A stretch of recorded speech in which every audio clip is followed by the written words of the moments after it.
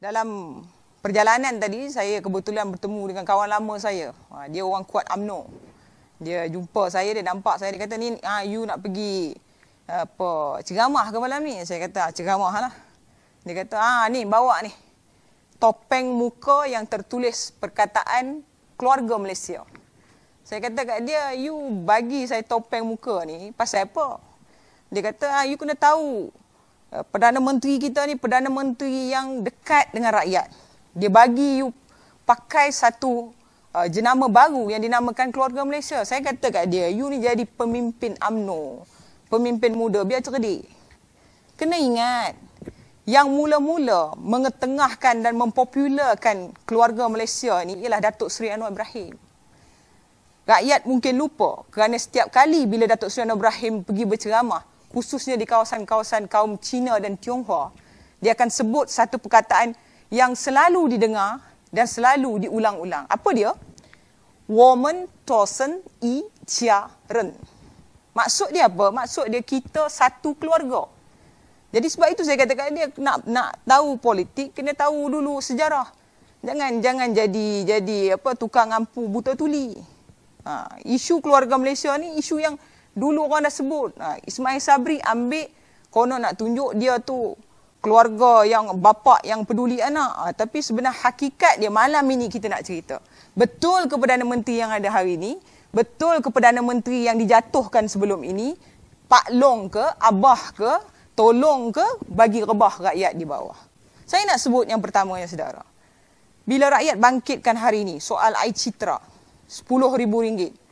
Rakyat minta tolonglah kerajaan, keluarkanlah kami air citra ni RM10,000 ni. Sianlah kat kami. Bagilah kami peluang nak bernafas, nak teruskan kehidupan. Tapi apa kata kerajaan yang diwakili oleh Menteri Kewangan yang sehingga hari ini, petang ini mengeluarkan kenyataan yang sama. Apa dia kata? Oh tak boleh keluar. Sebab apa? Nanti kalau keluar, rakyat tua, rakyat miskin. Ni rakyat dah nak mati tak menteka darah ni. Rakyat dah nak mati, tak ada duit nak hidup, dia masih cerita tentang hari tua rakyat. Saya nak sebut saudara, sebab apa? Jawapan-jawapan popular seperti ini disebut oleh menteri berulang-ulang kali kepada rakyat. Soalnya, yang perlu difahami ketika ini ialah, rakyat kena tahu, pada tanggal Jun 2021, kerajaan mengumumkan, KWSP mengumumkan, yang mereka menerima keuntungan bersih hasil daripada pelaburan KWSP itu sendiri berjumlah kira-kira RM1 trilion. Namun apa yang rakyat kena tahu, tak sampai berapa jam mengumumkan keuntungan bersih hasil daripada mungkin perniagaan yang mereka buat dan sebagainya, pelaburan, Menteri Kewangan yang ketika ini Tengku Zafrul, dia bukan menteri rakyat, dia menteri bank. Dia sebut kerajaan dengan ini mengumumkan akan meminjam RM35 bilion daripada keuntungan bersih RM1 trilion yang diberikan oleh KWSP. Dalam keadaan yang tak berapa jam, bila dengar sahaja keuntungan RM1 trilion, mereka umum kita kena ambil RM35 trilion. Bila kita tanya kenapa ambil RM35 trilion? Oh, sebab kita sedang merangka satu pakej rangsangan ekonomi rakyat yang memerlukan kita pakai duit untuk menjalankan ataupun mengimplementasikan projek itu kepada rakyat. Saya nak sebut saudara, 35 bilion ini satu jumlah yang besar. Sampai sekarang masih belum pernah dijawab di dalam parlimen.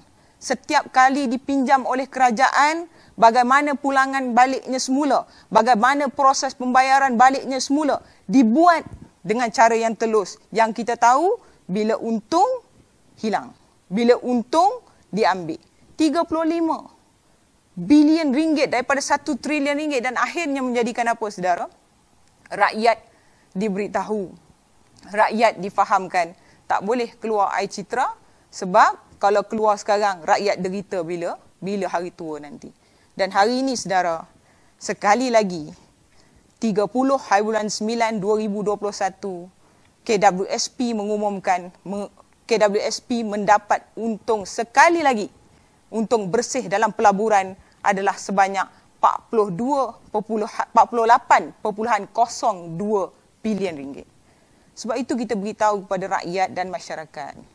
KWSP ini diwujudkan oleh kerajaan adalah sebagai satu tanggungjawab majikan kepada rakyat untuk mewujudkan sistem tabungan kepada rakyat. Dan bila rakyat susah, bila rakyat dah tua, perlukan tabungan, inilah duit yang perlu mereka bawa keluar. Tetapi dalam krisis ekonomi yang ada sekarang, rakyat dalam keadaan yang tak tahu nak dapat sumber daripada mana. Rakyat tak tahu nak dapat wang daripada mana. Dan akhirnya, bila mereka nak mengeluarkan hasil tabungan mereka, mereka tidak diberikan. Ada kritikan-kritikan yang mengatakan bahawa, oh ni tak apalah, nanti tanggungjawab kerajaan sebenarnya. Nak selamatkan rakyat, tak payah keluar ni, tanggungan kerajaan. Kerajaan nak tanggungjawab bagaimana, saudara? Kalau saudara kata nak beri suruh kerajaan bagi duit pada rakyat, sedangkan kerajaan sendiri meminjam daripada hasil rakyat. Ini yang kita kena tekankan kepada rakyat. Sebab itu bila kerajaan tak bagi keluar duit, bukan sebab kerajaan peduli kepada hari tua rakyat. Tak. Bila kerajaan tak bagi rakyat keluar duit, rakyat kena tahu, oops, berhenti, kami pinjam duit dulu. Kami nak pakai duit dulu. Ada lebih, kita bagi.